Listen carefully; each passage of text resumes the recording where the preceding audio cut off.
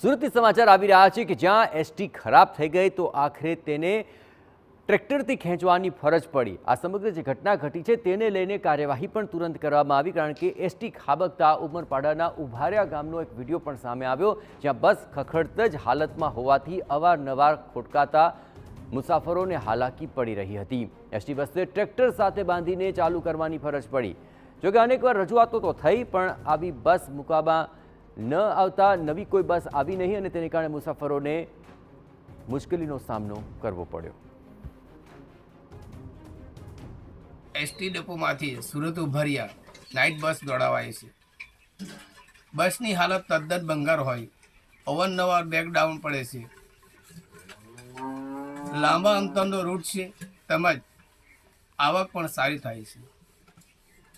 તેમ છતાં સારી કન્ડિશનવાળી બસ દોડાવવાને બદલે ભંગાર બસ દોડાવાય છે।